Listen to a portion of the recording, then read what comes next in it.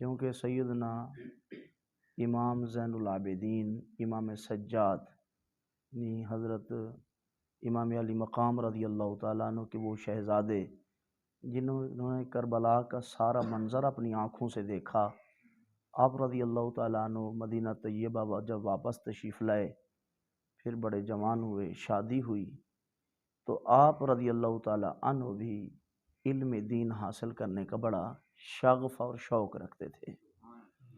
تو آپ رضی اللہ تعالیٰ عنہ نے دیکھا کہ مدینہ طیبہ میں بڑا عالم کون ہے، تو آپ رضی اللہ تعالیٰ عنہ نے جب غور سے دیکھا تو سیدنا فاروق اعظم رضی اللہ تعالیٰ عنہ کے غلام تھے سیدنا اسلم رضی اللہ تعالیٰ عنہ، اور اسلم کے بیٹے تھے حضرت زید رضی اللہ تعالیٰ عنہ۔ تو یہ غلام زادے ہیں، لیکن اللہ جل شانہ کا بڑا فضل ہوا، اللہ تعالیٰ نے علم کی دولت سے مالا مال فرمایا، علم بھی تھا اور عمل بھی تھا۔ آپ درس دیا کرتے تھے، قرآن اور حدیث پڑھایا کرتے تھے۔ سیدنا امام زین العابدین رضی اللہ تعالیٰ عنہ تشریف لائے، آپ کے حلقہ درس میں شامل ہوئے، آپ سے قرآن اور حدیث گویا کے پڑھنے لگے۔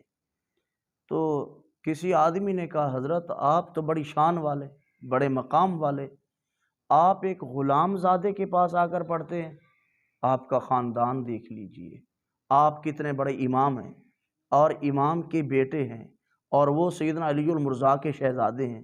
سیدنا علی المرضیٰ رضی اللہ تعالیٰ عنہ کے متعلق تو سرکار نے فرمایا، آنا مدینۃ العلم وعلی بابوہا، میں علم کا شہر ہوں اور سیدنا علی المرضیٰ رضی اللہ تعالیٰ عنہ اس شہر کا دروازہ ہیں۔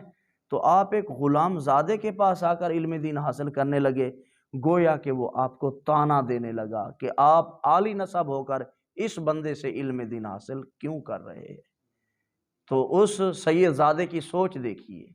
امام زین العابدین رضی اللہ تعالیٰ عنہ نے جھڑک کے ارشاد فرمایا، آپ نے فرمایا، انما یجلس الرجل الی من ینفع فی دینہ، اور نادان بندہ اسی کے ساتھ ہی بیٹھتا ہے جس کے پاس بیٹھنے سے انسان کے دین کو نفع ملتا ہو۔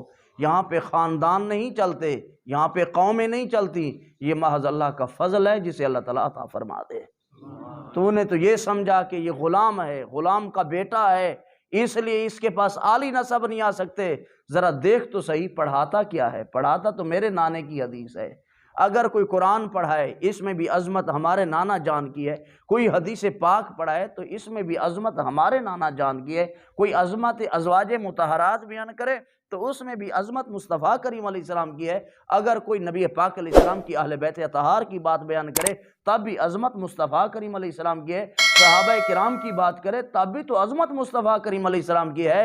اے مجھے طعنہ دینے والے، ذرا سوچ تو صحیح، پڑھا تو میرے نانا نبی کا دین رہا ہے۔